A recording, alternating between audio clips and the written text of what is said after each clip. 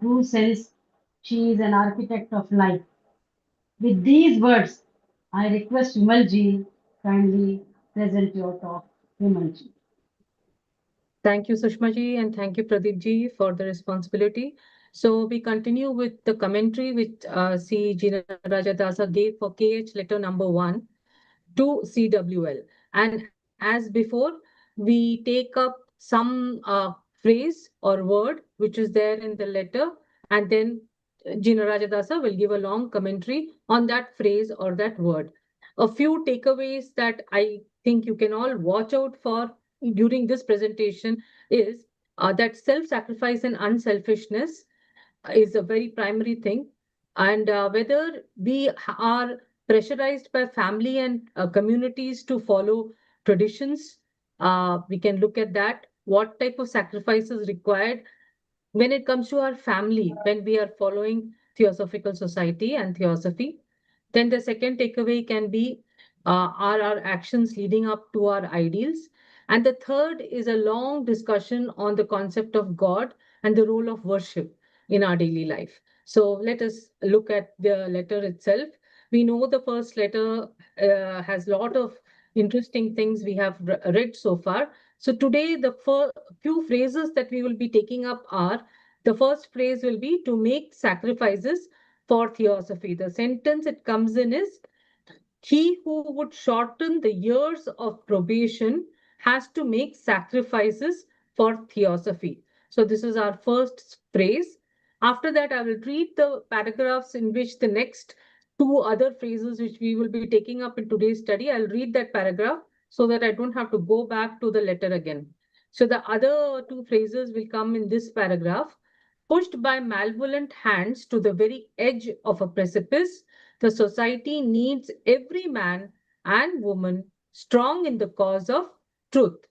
It is by doing noble actions and not by only determining that they shall be done that the fruits of the meritorious actions are reaped.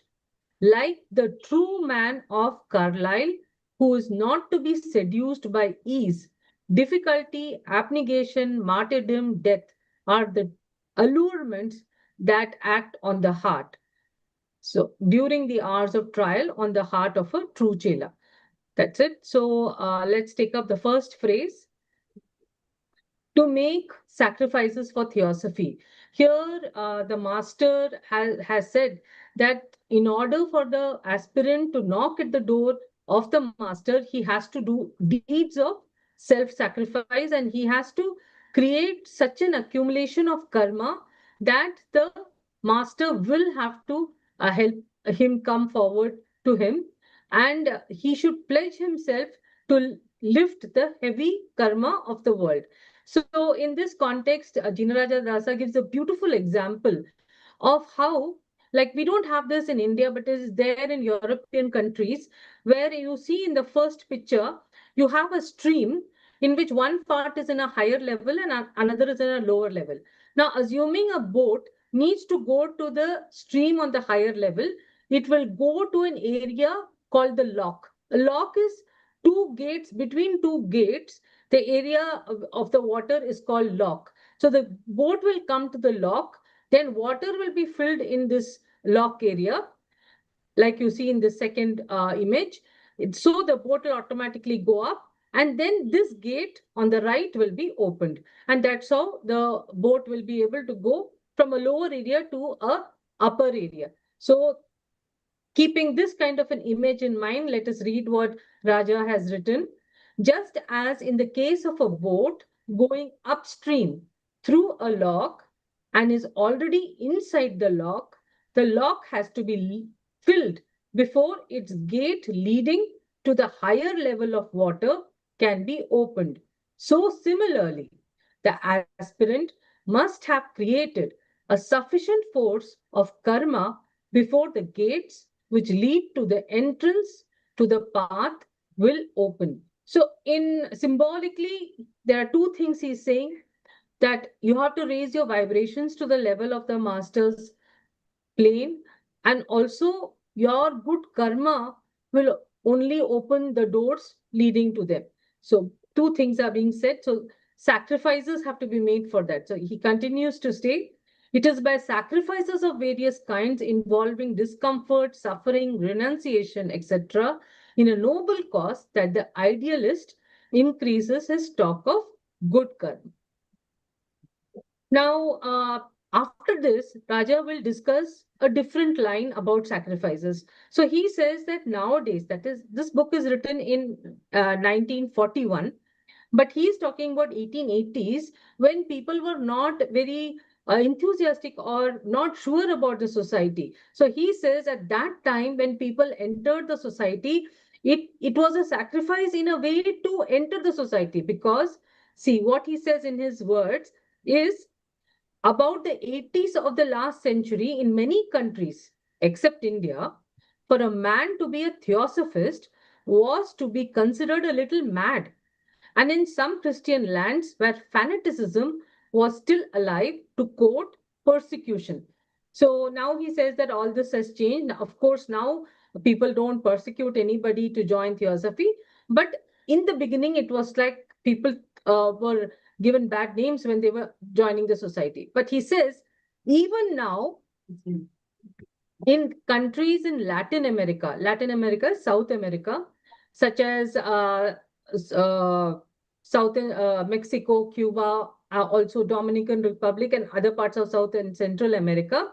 He says that even now that those areas are the places where Catholicism is very popular, is the main religion, and that is really against theosophy and does not allow theosophical society, so even speakers to uh, project their views or spread their knowledge. So much so that Raja says that in some cases, the women members of the church were threatened with religious penalties if they attended my lectures, that is his lectures. So he says that there was such a strictness wherever there was Catholicism in these countries. And if you look at what these countries are like, sorry,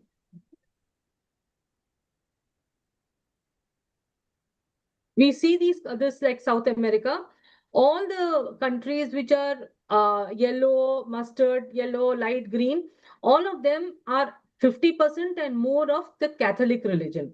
So most of the country, you see shades of yellow, greens, and mustard are more than 50% Catholic in religion, and hence theosophy in the 1940s was not making such a presence at that time, as per the commentary of Raja.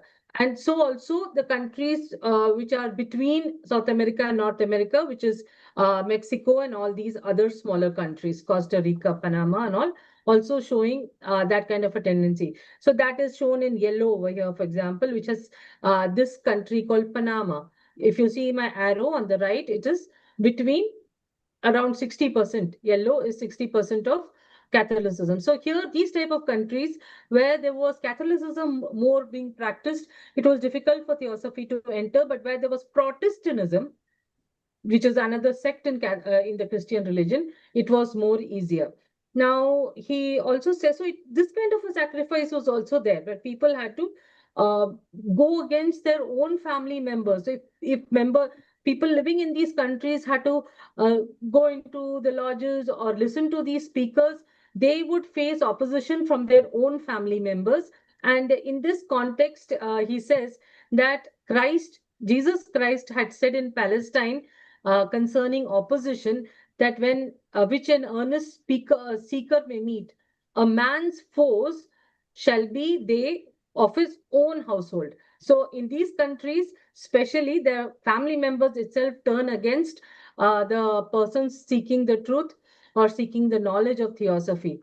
So here he says, here KH also has, he quotes KH in this aspect that when this kind of a sacrifice has to be made, where you have to go against the trend of an entire country, an entire community, what is required? So Master KH has said in this context, he who damns himself in his own estimation and agreeably to the recognized and current code of honor to save a worthy cause may someday find out that he has reached thereby his loftiest aspirations. So, what does this mean? It means that if you, even though you know your lower mind will tell you that going against all this is going to create a lot of problem for you, but yet you are going against a general trend of your country's religion or your family's tradition, you will one day get that effect of following your highest loftiest aspirations in the quality of the mind that you will develop. So then master says, selfishness and the want of self sacrifice are the greatest impediments on the path of adeptships. So if we are selfish and self centered, not able to think of what is good for others and do the right thing and learn the right thing, we will never go towards adeptship. So here ends the discussion on the phrase of sacrifice, make sacrifice for theosophy. Now, the word theosophy itself, Raja makes this observation that the word theosophy itself was not used so commonly in the letters written by the masters. It had been written only 4 times in the letters of the masters series, first and second series, only twice in this letters to CWL, and only 7 times in the letters to AP Senate, the Mahatma letters to AP Senate. So throughout, they were not interested in setting up a new religion. That was never their aim. If they had pushed the word constantly, then a new religion would have come. But that was never their aim. It was not their aim. Their aim was to set up a, a, a sort of force for universal brotherhood. That was their main aim. Another observation that Raja makes here is the word theosophy is not written in capital letters. What is the reason for that is because the word is a Greek word coming theos and Sophia, meaning divine wisdom, as you all know. In Greek language, as well as in Devanagari and in Sanskrit, there is no concept of capitalization of letters. So that is why the word theosophia or theosophy is not written in capital. And this is a small observation that he has made. And then he continues to say that what is the purpose of the society's work. So this is the second phrase. Now, the third phrase that we are looking at is, it is by doing noble actions that we get the attention of the masters. That is what was the rest of that line. The emphasis which the master makes upon the word doing, it is by doing. That is, the emphasis the master makes upon the word doing by underlining it is a sharp reminder that the time for dreaming, hoping, and planning is over. In a letter to Miss F. Arundale, he describes how beautiful and unselfish dreams have a higher origin than the mind of the lower self. So here he's referring to this letter number 20 written to Francisca Arundale, which is a very good letter for us to go back to, in which he says that just dreaming about the society's work being spread and doing nothing about it has no use at all. Then he says, the master says, good resolutions are mind painted pictures of good deeds, fancies, daydreams, whisperings of the buddhi to the manas. So, this imagination we have to develop of what we can do for promoting all this knowledge, all this studies. There are many people have done it already. People are doing it. For example, if you just take in today's era, what is going on, how people are digitizing all the literature online. So you find such a lot of literature now available freely online, which somebody has done it. It's not all the society's work. Individuals are doing it. Individuals on their own are doing it. So how did they think? They thought, and because of that, you see the information, the knowledge is being spread out very beautifully because of some people's that imagination that okay, this is what I can do. So that's what the master is saying, that you can apply it with your imagination. You can think about what can be done. Then he quotes a person called Thomas Carlyle, who says, the end of a man is an action and not a thought. For immediately after that, there is, okay, so the end of a man is an action and not a thought. He's quoted a person called Thomas Carlyle. So basically, the gist of it is that we have to put our ideas of propagation of theosophy into action. That is necessary, is what here we are talking about. Now, finally, we go to the last quotation, which is going to take most of today's study, which is this phrase called "like the true man" of Carlyle. Now, Carlyle, let us, before we understand this phrase itself, who's this person who's quoting it? The person who's written this phrase, which we'll be studying in a little while, is a writer called Thomas Carlyle. And he wrote a book called On Heroes, Hero Worship, and the Heroic in History. It is a collection of 6 lectures delivered in 1840. And in this, it was published in 1841, in which Carlyle argues that the history of the world is largely the history of the great men who acted as leaders, teachers, and inspirations, and the hero worship is a natural, essential human instinct. So, what he's saying here is, in fact, if you go through that, it's available, this book. I went through a part of it, the part from which this quotation is taken. The quotation is taken from the part called the prophet as a hero.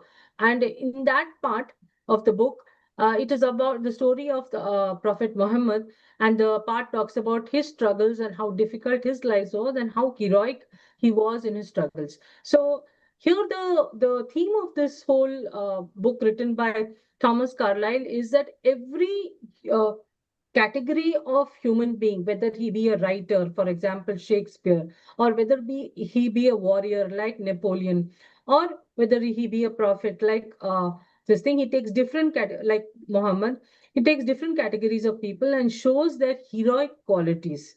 So here uh, what Raja starts with is, he says that Master KH had this wonderful quality that he was very well read and he would often quote from various literature. He quotes from The Light of Asia, he quotes from this poem by Christina Rossetti, Does the Road Wind Uphill All the Way? Many of you must have heard that.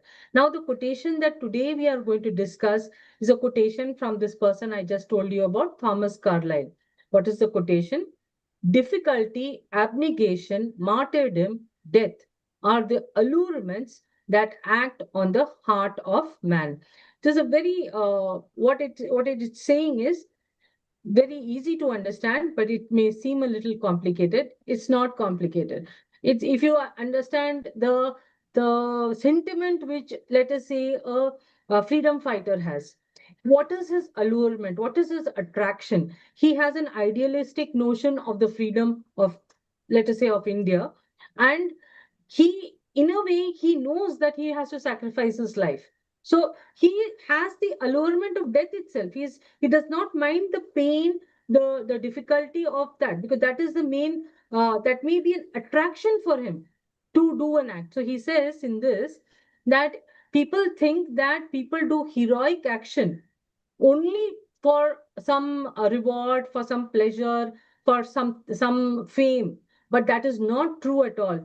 In fact, he says the meanest mortal has got something more noble inside him. So even a soldier who may be just earning 1 shilling a day, and maybe some ration he is getting, you think that he is going to fight, go to war for that little money and that little ration. It is not that. He has got some heroic ideals inside him which makes him go to war.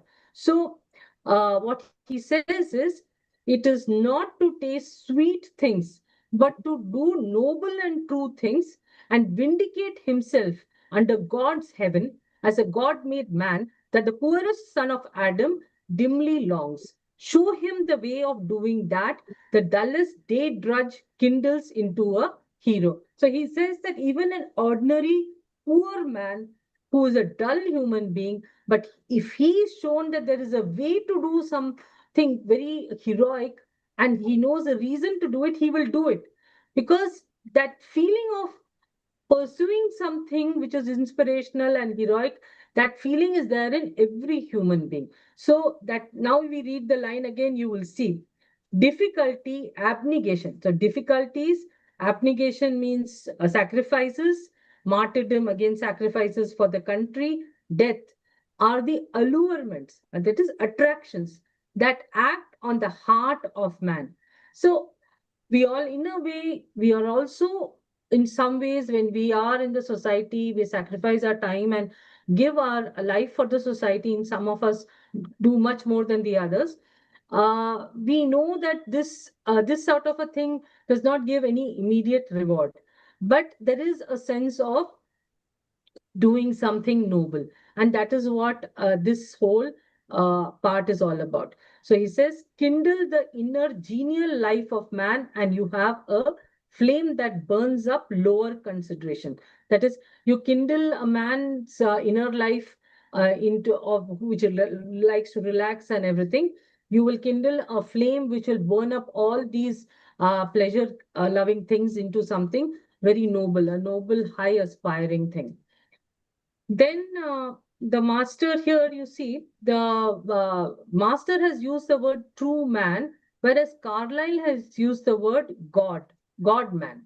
So here the Raja will continue to talk about what God really, what the word God, whenever the masters have used the word God, uh, they have said a lot of things about that. That Raja will talk about, and he also says that very deliberately, the master changed that word God man to true man. So, true man will be attracted to such sacrifices, is the quotation that is changed by the master.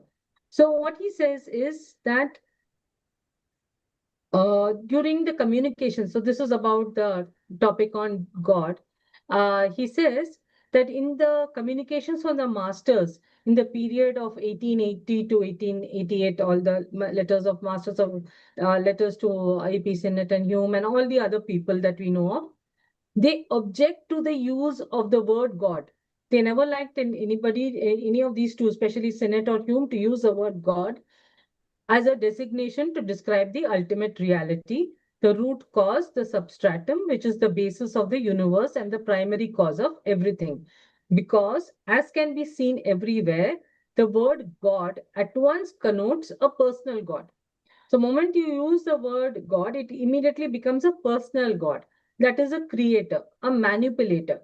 And then once the ultimate reality is so personalized, the next invariable result is to offer prayers to him, asking him for benefits or for exemption from the operations of his own laws.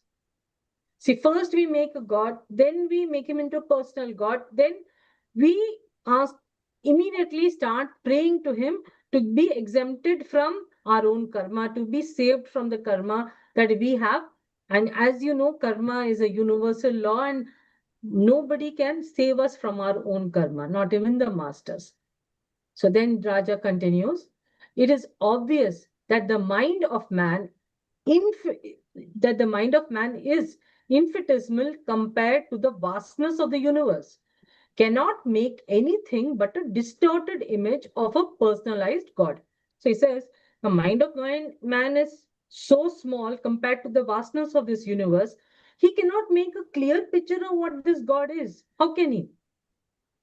One evil result, not necessarily inevitable, but certainly very common, is that man loses sight of that fact, which it is absolutely essential for him to know that he lives in a universe of immutable and utterly dependable laws. So, what Raja is saying here is that the result of making such a personal God is that we lose sight of the fact that we live in a universe of immutable and utterly dependable laws. This law is something we can depend on. So we lose sight of that because we are blinded by this God image that we have created. Let's continue.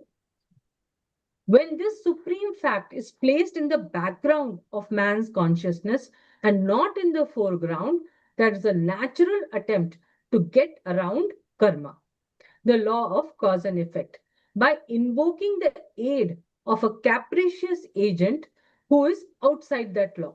So we are saying that there is a God who's outside this law, and we are invoking that God to get around this karma. If we kept this karma in front of us rather than keeping it at the back, then we would not be doing this. That's what he is hinting at.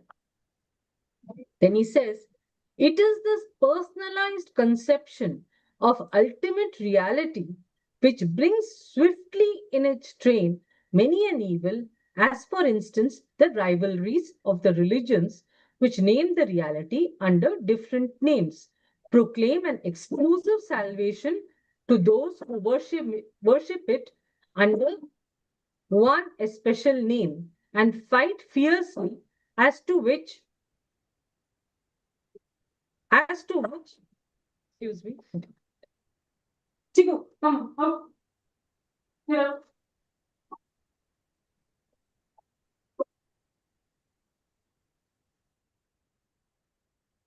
No, hold up.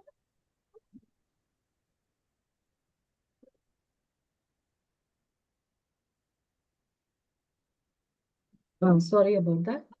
So let me read again. It is this personalized conception of ultimate reality which brings swiftly in its train many an evil. For instance, the rivalries of the religions which name the reality under different names, proclaim an exclusive salvation to those who worship it under only one especial name, and fight fiercely as to which is the one and only true God. So obviously, what he's saying is that religions start fighting against each other because they think that ours is the God. Each one is saying ours is the God which actually works, which actually will provide salvation.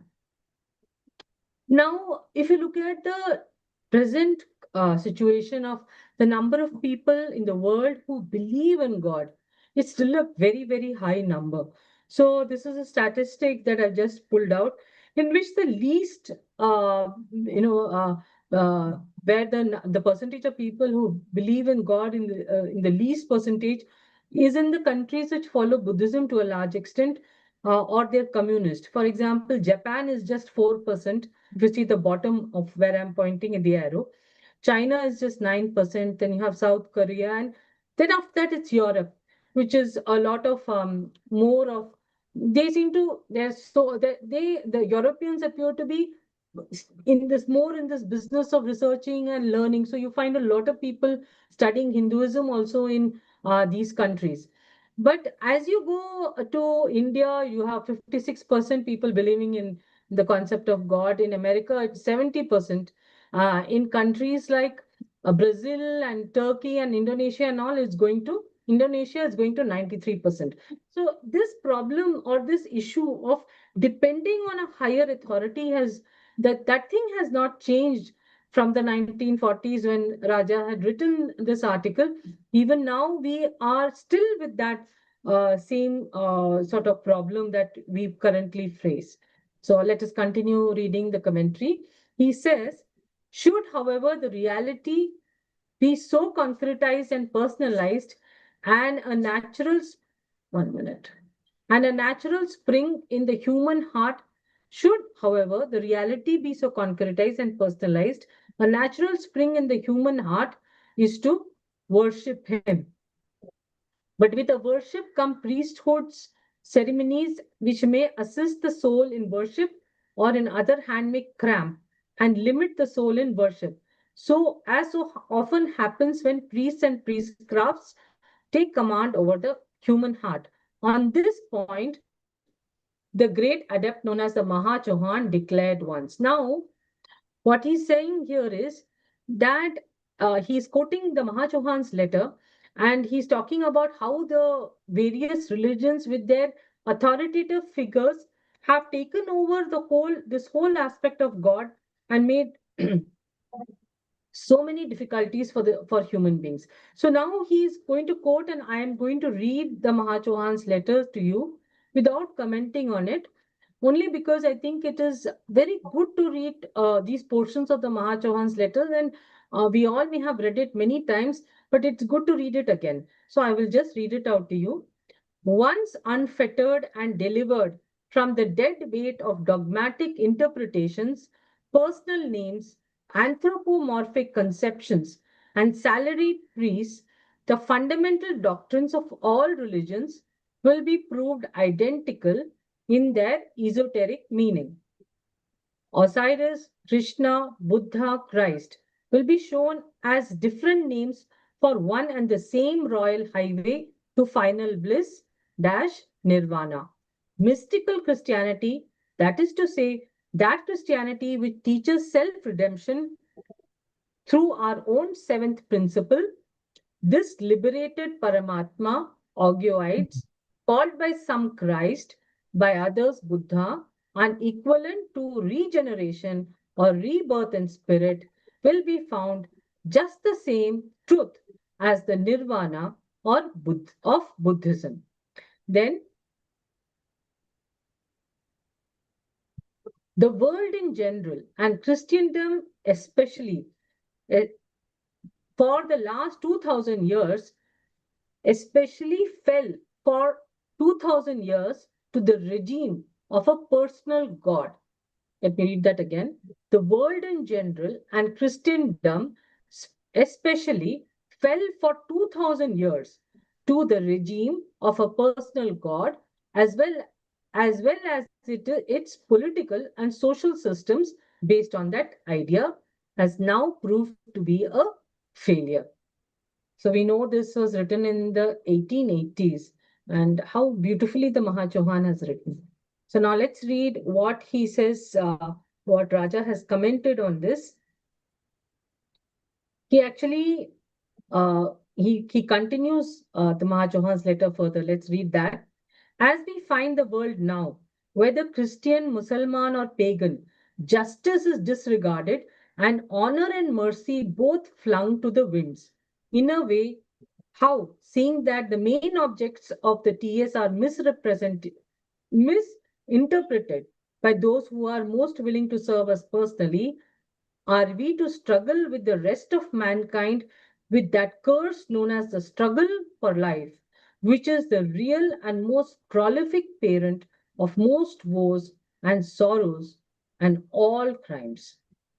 So, again, this is something we have all read and contemplated a lot about. Then let's continue reading.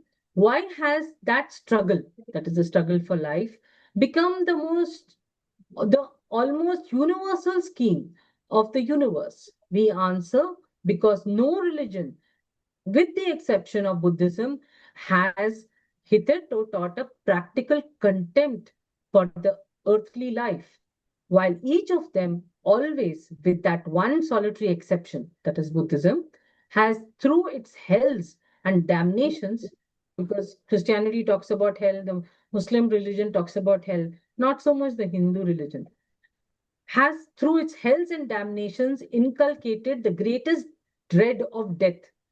Therefore, do we find that struggle for life raging most fiercely in Christian countries and most prevalent in Europe and America. It weakens in the pagan lands, that is India and Southeast Asia, and is nearly unknown among Buddhist populations.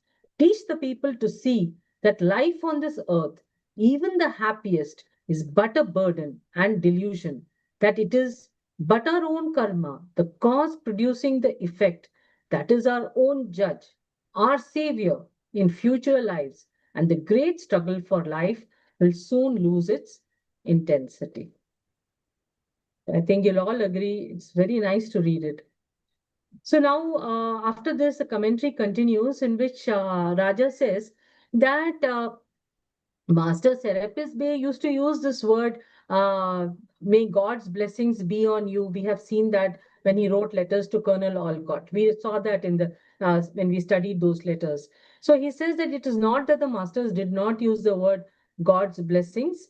So in that context, Raja is now commenting about the two streams of Hindu philosophy, one headed by Shankaracharya, who headed the Advaita Darshan, and Ramanujacharya, which is the who headed the Vishishta Advaita Darshan. So the difference between the two is only one.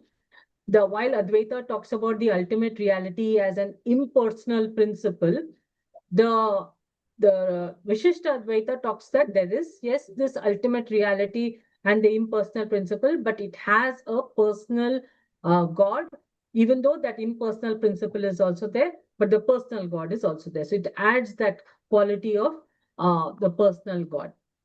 So then Raja says the non-dual pure Vedanta represented by Shankaracharya asserts the illimitable, unsurpassable divinity of that principle. the very essence of being, bliss, and intelligence. But that is not different in nature from the human soul, or to put it accurately, the soul and that separate the soul appears to be when it functions as an embodied being.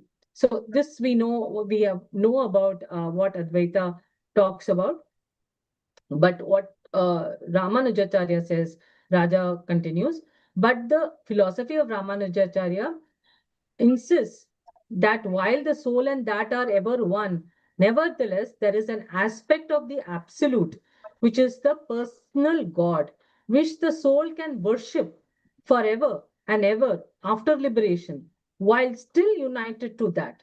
This philosophy asserts the complete identity of soul with God, yet with a difference. So, this is a small commentary where he is gone into this difference between Advaita and Vishishtadvaita and the aspect of praying.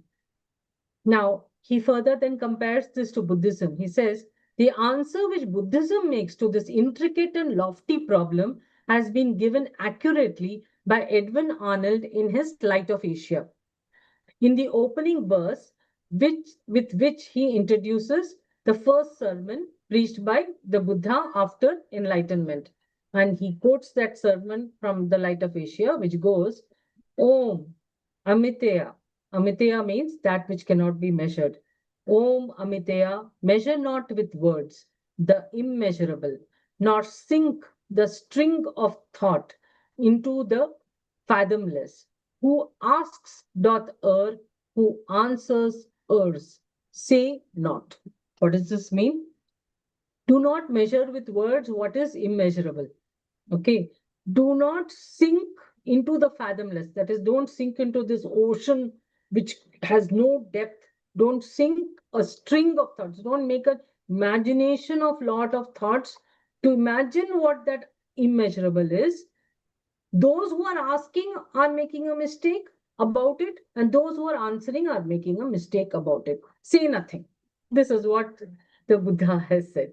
So don't ask about that immeasurable. There is nothing you can say about it, as per Edwin Arnold's poem. Then, nevertheless, the mistrust of the adepts to use the word God, as now used in ordinary speech, must not be construed as denying the existence of the gods, being so supreme in their splendor, power, and love as to serve for us men and for our salvation the place of God, whom we can worship in uttermost devotion and be brought nearer to our liberation by that worship. So here Raja says that just because they didn't like to use the word God in ordinary speech, did not deny the existence of gods. Or just beings of splendor and power. So they didn't deny that such beings existed. They also suggested that when we worship such beings, we come nearer to our liberation. Then finally, Raja comments on this. But these Dhyan Chauhan's planetary logi, solar logi, are still within the law of the ultimate reality. So we were talking at the beginning that everything is the law. People put that whole aspect of the law of karma or the laws of this universe behind them and just start worshipping. So here she says that, but these Dhyan Chauhan's planetary logi, solar logi, are still within the law of the ultimate reality.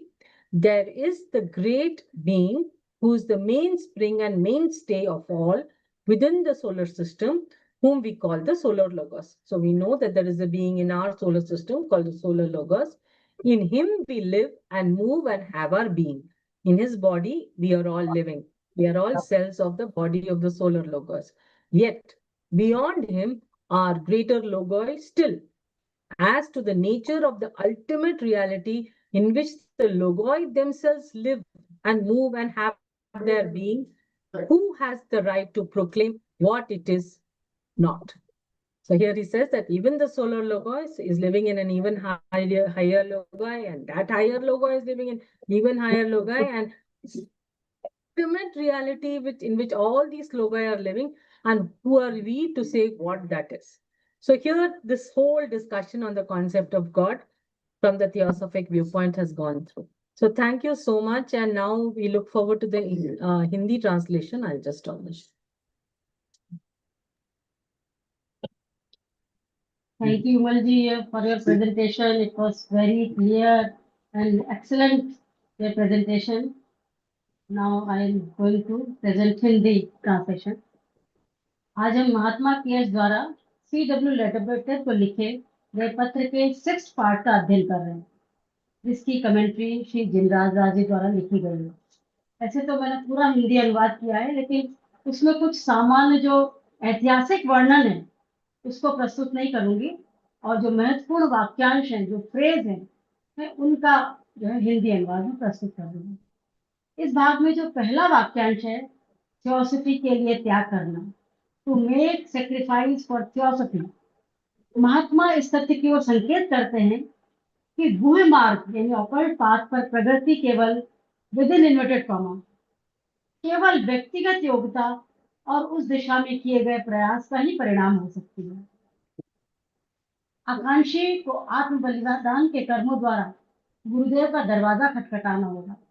उसे अच्छे कर्मों का इतना संचयन करना होगा जिससे वह प्रमाणित कर सके कि वह आम लोगों की भीड़ से अलग है, और इससे वह सिद्ध कर सके कि उसने संसार के भारी कर्मों के बोझ को थोड़ा कम करने का संकल्प लिया है। और श्री जिनराज दास जी इसकी कमेंट्री लिखते हैं।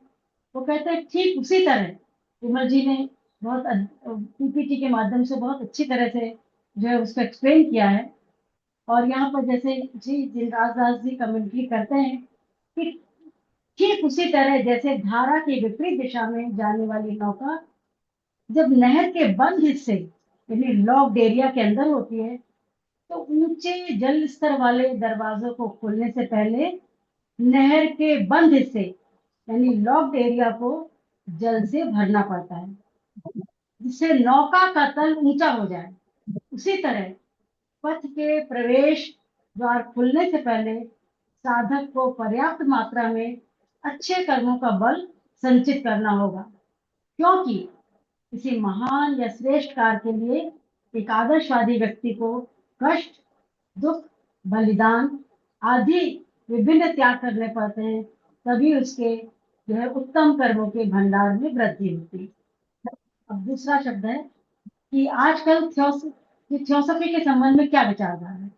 आजकल थियोसॉफिकल सोसाइटी से जुड़ने या उसके आदर्श के लिए काम करने हेतु त्याग का विचार विचित्र लगता है, लेकिन अब थियोसॉफी के विचारों का इतना प्रभाव हो गया है कि वर्तमान में अगर कोई श्रेष्ठ जीवन की खोज करने वाला व्यक्ति किसी के साथ जोड़ने का निश्चय करता है, तो उसे बहुत कम त्याग करना पड़ता है। और इस संबंध में जो ईसाइयों की क्या जो है अवधारणा है, इसका उल्लेख भी श्री जिनराज दास जी करते हैं। वो कहते हैं ईसाई देशों में कट्टरपंथियों के अनुसार थियोसॉफिस्ट होने का अर्थ उत्पीड़न का शिकार होना है। यद्यपि ब्रिटेन, ग्रेट ब्रिटेन, यूरोप और भारत में ऐसा नहीं है, लेकिन लैटिन अमेरिका के देशों में ऐसा है, क्योंकि वहां पर जो है कैथोलिक विचारधारा ज्यादा प्रचलित है। और लैटिन अमेरिका के कौन कौन से देश है उसको भी विमल जी ने लैटिन अमेरिका में दक्षिणी और मध्य अमेरिका के जो देश हैं उसमें उसका ग्राफ भी विमल जी ने बहुत अच्छी तरह से जो दिखाया है। अब हम देखते हैं कि श्री जनराज दास जी अपने अनुभव के आधार पर जो थियोसॉफी और की विचारधारा है उसका इन देशों में कितना जो विरोध हो रहा है, वो अपने अनुभव के आधार पर कहते हैं कि पोप पादरियों ने हमेशा थियोसॉफी को प्रचार को कभी प्रत्यक्ष रूप से और कभी अप्रत्यक्ष रूप से जो है उसको रोका है। और यदि चर्च की महिलाएं मेरे व्याख्यान में शामिल होती थी तो उन्हें धार्मिक सजा की धमकी दी जाती थी। और पोप ने तो आधिकारिक तौर पर थियोसॉफी पर गंभीर विरोधी प्रतिबंध भी लगा दिए थे। और एक सेंटेंस बहुत इंपॉर्टेंट आता है कि जीसस क्राइस्ट ने कहा था कि और इसके संबंध में पहले जीसस क्राइस्ट कह चुके थे, जो आज चर्च जो कार्य कर रहे हैं वो कहते हैं कि प्रतिवर्ष 1 महीने में वर्जिन मेरी के माध्यम से ईश्वर से ये प्रार्थना की जाती है वह संसार को थियोसॉफी से बचाए। उक्त देशों में सत्य के जिज्ञासुओं को थियोसॉफी से जुड़ने के लिए वास्तविक त्याग की जरूरत होती है। इन देशों में सत्य की खोज के लिए थियोसॉफी और थियोसॉफिकल सोसाइटी से खुलकर जुड़ना एक त्याग का कार्य है, क्योंकि लैटिन अमेरिका में कई पुरुषों और स्त्रियों को अप्रत्यक्ष उत्पीड़न का सामना करना पड़ता है। जैसा कि भी मैंने कहा था कि फिलिस्तीन में ईसा मसीह ने जो कहा था वो आज भी सत्य है। उस विरोध का सामना यानी थियोसॉफी के लिए त्याग हेतु उस विरोध का सामना सच्चे सत्य की खोज करने वाले व्यक्ति को करना पड़ेगा। मनुष्य के शत्रु उसके अपने ही परिवार के लोग होंगे। फिर यहाँ पर गुरुदेव कहते हैं कि जो त्याग करता है वह स्वयं एक दिन जानेगा कि त्याग से अपनी सर्वोच्च आकांक्षा तक वो कैसे पहुंच गया है, और स्वार्थ और बलिदान का अभाव ही सिद्धत्व प्राप्ति के मार्ग में सबसे बड़ी बाधा है। यानी फिलॉसफी के लिए सेवा करने के लिए त्याग करना एक अपरिहार्य जो है वो कार्य है। फिर इसके अतिरिक्त श्री दिलराज दास जी अपनी व्याख्या में थियोसॉफी शब्द के संबंध में कहा है कि बहुत रुचिकर तत्व है कि जो महात्माओं ने इतना वृहद थियोसॉफिकल साहित्य लिखा है उसमें थियोसॉफी शब्द का प्रयोग बहुत कम हुआ है। श्री दिलराज दास जी कहते हैं कि मेरे द्वारा संकलित 2 पुस्तकें letters from the master of wisdom में थियोसॉफी शब्द का 4 बार प्रयोग है एवं 2 बार लेडबिटर को लिखे इस पत्र में ही आया है।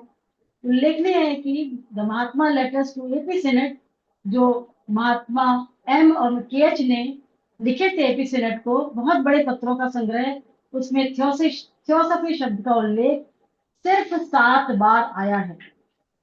और सिद्ध महात्माओं को पत्र को पढ़कर यह स्पष्ट हो जाता है कि नामकरण में नॉमेनक्लेचर का महत्व नहीं है बल्कि सत्यता एवं सिद्धांत का महत्व है। अब जो है वो थियोसॉफी में जो टी लेटर है उसके संबंध में श्री दिलराज दास जी व्याख्या करते हैं। इस प्रस्तुत पत्र में 2 बार और दूसरे पत्रों में 3 बार गुरुदेव ने थियोसॉफी के टी लेटर को स्मॉल लेटर में लिखा है। हमको यह जानना है कि जैसा विमल जी ने भी बताया, इसको हाईलाइट किया है कि संस्कृत लिखने में प्रयुक्त देवनागरी या और भारत की किसी भी स्क्रिप्ट में, लोकल स्क्रिप्ट में जो है वो बड़े अक्षरों का यानी कैपिटल लेटर का कोई प्रावधान नहीं है। वास्तव में जो थियोसॉफी शब्द है ग्रीक भाषा का, उसमें इस भाषा में बड़े अक्षर यानी कैपिटल लेटर होते ही नहीं है, या प्रारंभ में सभी अक्षर कैपिटल होते होंगे। तो ये थियोसॉफी के लेटर के संबंध में व्याख्या की है। अब एक उल्लेखनीय तथ्य यह है कि थियोसॉफी के संविधान में थियोसॉफी शब्द का उल्लेख नहीं है। थियोसॉफी क्या है इसकी भी कोई आधिकारिक ऑफिशियल डेफिनेशन नहीं है। इसके संबंध में गुरुदेव उत्तर देते हैं कि थियोसॉफी का कार्य, थियोसॉफिकल सोसाइटी का कार्य मुख्य रूप से कोई पूर्व निर्धारित जो है यानी कट एंड ड्राइड जो है वो दर्शन को बताना नहीं बल्कि सार्वभौमिक विश्व बंधुत्व का भाव स्थापित करना है। इसलिए थियोसॉफी की परिभाषा इन थियोसॉफी के ग्रंथों में नहीं दी गई। अब दूसरा वाक्यांश आता है, यह नेक कार्य करके ही संभव है। It is by doing noble action. इस वाक्यांश से, इस फ्रेज में करने यानी डूइंग को अंडरलाइन किया है, इसको रेखांकित किया है, इस पर जोर दिया गया है। और बहुत ही खूबसूरती से इस बात का उल्लेख गुरुदेव ने मिस एफ अरुंडेल को लिखे पत्र में किया है कि कैसे सुंदर एवं निस्वार्थ सपने निम्न स्वार्थ यानी लोअर सेल्फ के मनस स्तर से नहीं बल्कि ऊंचे सोच से उत्पन्न होते हैं। वास्तव में शुभ संकल्प तो शुभ कर्मों की मन में अंकित तस्वीरें हैं। कल्पनाएं, दिवा स्वप्न तो बुद्धि की मनस से की गई फुसफुसाहट यानी विस्परिंग है। इसका उल्लेख letters from the master of the wisdom के 20th लेटर में हुआ है। और इसमें गुरुदेव कर्म पर जोर देते हैं। ठीक, वो कहते हैं कि कार्य करना है सिर्फ विचार नहीं, और इस हेतु वो कार्लाइल के शब्द को उन्होंने कोट किया है। तत्काल उसका उदाहरण देते हैं, like the true man of Thomas Carlyle, Carlyle के सच्चे इंसान की तरह। मास्टर केस द्वारा वर्णित उदाहरण यह स्पष्ट करते हैं कि उन्होंने पश्चिम साहित्य का बहुत अधिक अध्ययन किया है। और कार्लाइल का अध्ययन इस प्रकार है, कठिनाइयां, त्याग, आत्म बलिदान, मृत्यु की भी आकर्षण या प्रलोभन है जो मनुष्य के हृदय पर प्रभाव डालते हैं। कार्लाइल के शब्दों में difficulties, abnegation, martyrdom, death are the allurements that act on the heart of man. इस संबंध में गुरुदेव कहते हैं, क्योंकि गुरुदेव ने कार्लाइल की हीरोज वर्शिप पढ़ी थी, उसके आधार पर गुरुदेव कहते हैं कि यह कहना लोगों के प्रति अन्याय है कि वह संसार में या अगले पुनर्जन्म में कुछ लाभ की इच्छा से वीरतापूर्ण कार्य करते हैं या संसार के लिए कुछ कार्य करने के लिए प्रेरित होते हैं। वास्तव में सबसे तुच्छ इंसान में भी कुछ महानता होती है, महान कार्य होता है।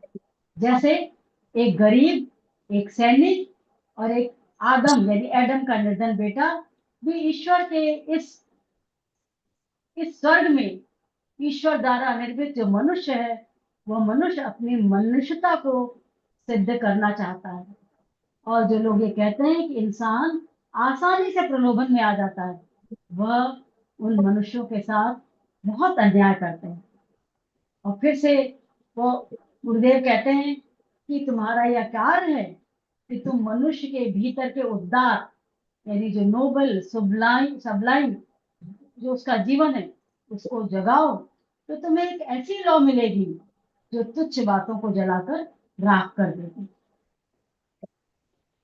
अब गुरुदेव जब कार्लाइल को कोट करते हैं, उन्होंने बहुत बार कार्लाइल को कोट किया, तो वो सीधा पुस्तक देखकर उसको उन्होंने उद्धृत किया। और इसमें इसका फ्रेज है सच्चा इंसान, द ट्रू मैन। जब गुरुदेव कार्लाइल की बात की पुनरावृत्ति करते हैं तो उसमें एक आवश्यक परिवर्तन कर देते हैं। कार्लाइल लिखते हैं ईश्वर का बनाया इंसान, गॉड मेड मैन, लेकिन गुरुदेव ने क्या फ्रेज लिखा, द ट्रू मैन। गुरुदेव लिखते हैं सच्चा इंसान।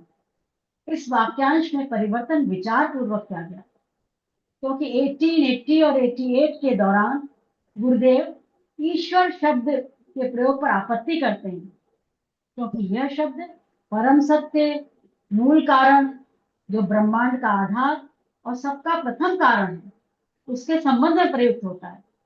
किंतु ईश्वर शब्द से यह परिकल्पना होती है कि यह कोई व्यक्ति है, ईश्वर का मानवीकृत रूप है, एंथ्रोपोमॉर्फिक फॉर्म ऑफ गॉड है, जो इस ब्रह्मांड को संचालित करता है। तो गुरुदेव कहते हैं कि जब एक बार हम उस परम सत्य को व्यक्ति का रूप दे देते हैं, तो परिणाम स्वरूप सामान्य जन क्या करते हैं, अपनी इच्छाओं की पूर्ति हेतु दैवी नियमों के प्रभाव से स्वयं को मुक्त करने के लिए वह प्रार्थना करते हैं। अब फिर गुरुदेव कहते हैं कि इसका परिणाम क्या होता है कि मनुष्य यह भूल जाता है कि जिस ब्रह्मांड में वह रहता है, वह ब्रह्मांड अपरिवर्तनीय, इम्यूटेबल और जो है वह पूर्णतः विश्वसनीय यानी अटरली डिपेंडेबल लॉज से संचालित होता है। श्री दिलराज दास जी जो इस कमेंट्री के लिखते हैं, अतः परम सत्य के संबंध में व्यक्तिगतकरण की अवधारणा यानी पर्सनलाइज्ड कॉन्सेप्ट ऑफ गॉड की बुराइयों को दर्ज देती है। जैसे धर्मों के बीच में प्रतिद्वंदता होती है, मनुष्य की मुक्ति हेतु धर्मों का दावा करना तथा वास्तविक में एकमात्र ईश्वर पर संघर्ष प्रारंभ हो जाता है। और ये ईश्वर की पूजा से संबंधित किन किन देशों में कितना परसेंटेज है, विमल जी ने उसको अभी स्टार्ट के माध्यम से बताया कि क्रमशः जापान में 4% और सबसे हाईएस्ट जो है वो परसेंटेज इंडोनेशिया में है, जहाँ ईश्वर की विश्वास की विचारधारा प्रबल है। उसे उन्होंने उसमें अपने उसमें दर्शाया है। अब अब प्रश्न उठता है कि जब उस परम सत्य को इतना ठोस एवं इसमें कॉन्क्रीट बना दिया जाता है और उसको व्यक्तिगत रूप दे दिया जाता है, तो मनुष्य उस परम सत्य को ईश्वर के रूप में पूजने लगता है। तो इस संबंध में महान सिद्ध पुरुष महाचौहान ने कहा था कि एक बार जब सभी धर्मों के मूल सिद्धांत, कट्टर व्याख्याएं, ईश्वर का मानवीकृत रूप यानी एंथ्रोपोमॉर्फिक फॉर्म ऑफ गॉड के प्रति अवधारणाएं और वेतन भोगी पुजारियों के बोझ से मुक्त हो जाएंगे, तो तब सभी धर्मों के गहरे अर्थ एक जैसे ही साबित होंगे। कैसे?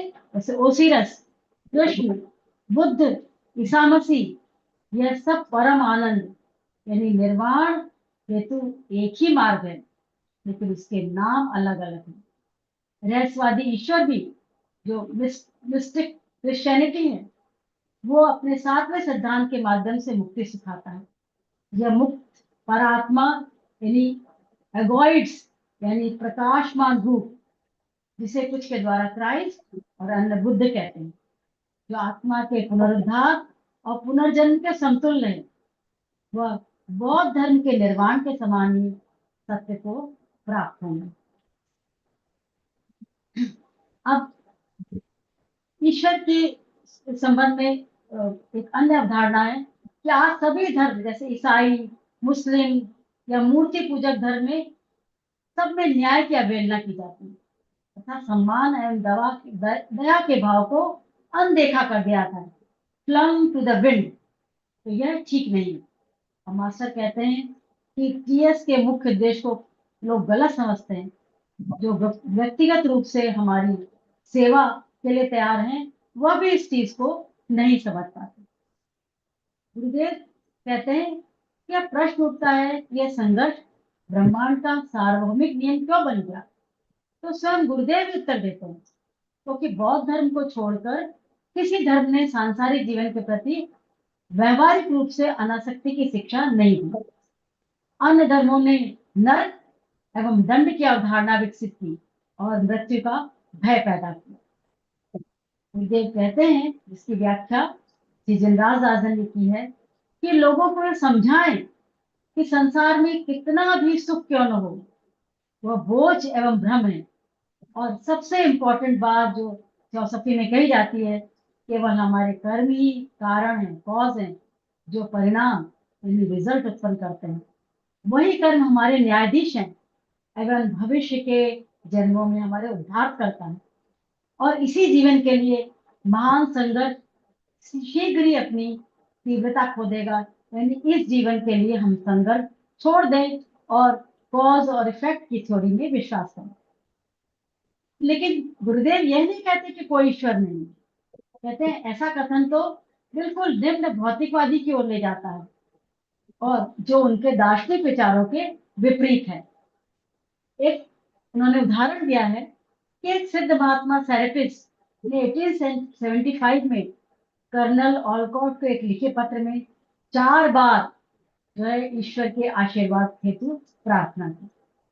और इस संदर्भ में जो है वो श्री जिनराज दास जी, जो हिंदू फिलॉसफी के 2 महान जो है वो दार्शनिक हैं, जो शंकराचार्य और जो रामानुजाचार्य, जो क्रमशः अद्वैत फिलॉसफी और विशिष्टाद्वैत फिलॉसफी के प्रवर्तक हैं, उनकी देखिए क्या विचारधारा है ईश्वर के संबंध में। इस वो कहते हैं परम सत्ता यानी अल्टीमेट रियलिटी को निरपेक्ष अवैयक्तिक सिद्धांत यानी एब्सोल्यूट इम्पर्सनल प्रिंसिपल के रूप में समझा जाए, या ऐसे सिद्धांत के रूप में जो अपनी निरपेक्षता को जो खोए बिना वैयक्तिक ईश्वर यानी पर्सनल गॉड का रूप भी दिखा सके। इसके अतिरिक्त जो रामानुजाचार्य का दर्शन है, वह इस तत्व को मानता है कि आत्मा और वह दैट यानी कैपिटल में लिखा है हमेशा एक है, क्योंकि परम तत्व का एक पहलू वैयक्तिक ईश्वर यानी पर्सनल गॉड भी है और आत्मा मुक्ति के पश्चात भी उसकी पूजा कर सकती है। यह दर्शन आत्मा के ईश्वर के साथ पूर्ण पहचान पर जोर देता है, फिर भी एक अंतर के साथ। अब प्रश्न श्री जिनराज जी कहते हैं कि यह सब विवाद क्यों उत्पन्न हुए? वो कहते हैं कि उक्त दर्शन से भिन्न व्याख्या बौद्ध धर्म में मिलती है।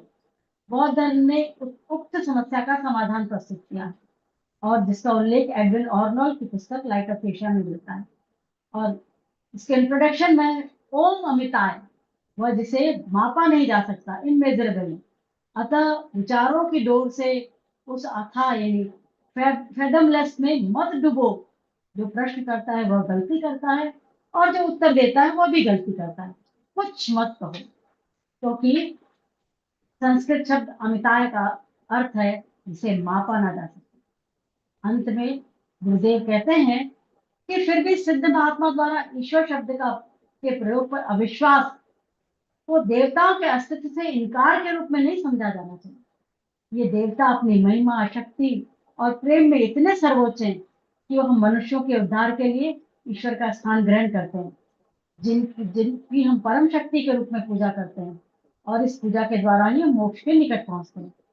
यह सभी ध्यानी चौहान, प्लेनेटरी लोगोई, सोलर लोगोई परम वास्तविकता के नियम के अंतर्गत है। एक महान सत्ता है जो सौर मंडल में, सोलर सिस्टम में सभी का मूल स्रोत है, आधार है, जिसे हम सोलर लोगोस कहते हैं। उसी में हमारा जीवन है, उसमें गति करते हैं और उसी में हमारा अस्तित्व है।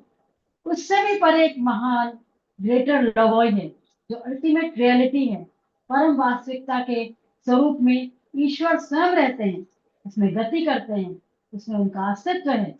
अतः कौन यह घोषित कर सकता है, किसको यह अधिकार है कि वह यानी दैट यानी इट कैपिटल लेटर में वह क्या नहीं है? किसी को यह अधिकार नहीं है। धन्यवाद। थैंक यू सुषमा जी, बहुत ही अच्छे से आपने किया और बड़ा अच्छा लगा सुन के। बहुत सारी चीजें जो मैंने मिस कर दी थी वो भी आपने बोल दी, तो मेरे लिए तो आसान हो गया। तो thank you so much. And I see Shinde ji is there. Would you like to say something?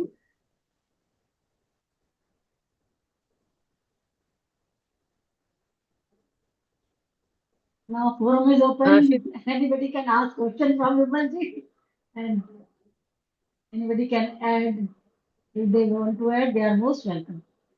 If Shinde sir is there, Pradeep sir is there, anybody can add. yes, come. Hello. Ji, I hope Vimal ji and Sushma ji, both of them have put before us about the God, what Mahatma letters speak about. Really, it is wonder.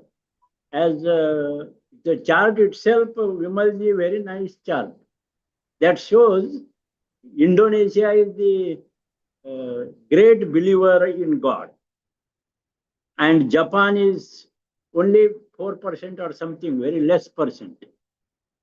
So what this graph indicates, and Krishnamurti very critically said, whether you believe in God or you do not believe in God, but you won't stop war.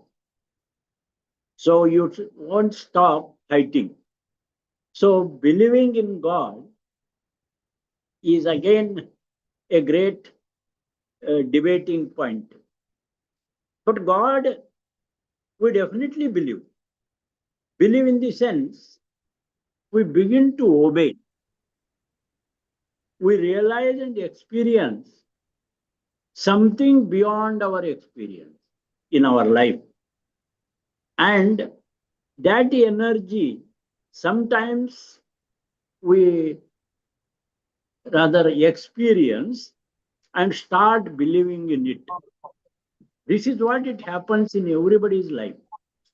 And we know our own capacity, and also we know there is perfectibility, and we begin to obey that perfection. So God is perfect. That is what we define, and that is what we believe. As theosophists, we don't believe in God, but we believe in perfection. We can become perfect. We can become the master because it is in our heart. And heart is the source from where the God originates.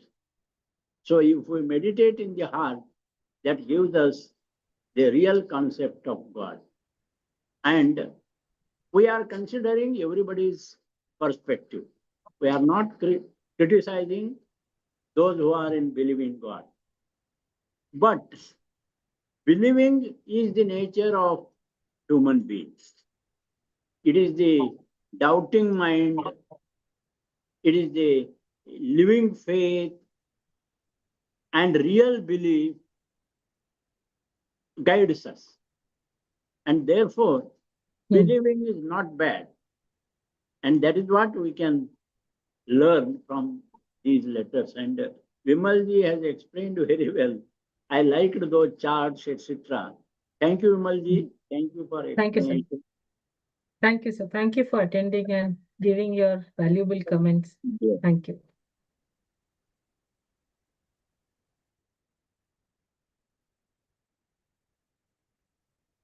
So shall we close the session, Sushma ji? Okay. Yes, let's close the session. असतो मा सद्गमय तमसो मा ज्योतिर्गमय मृत्योर्मा अमृतम गमय. From the unreal lead us to the real, from darkness lead us to light, from death lead us to immortality.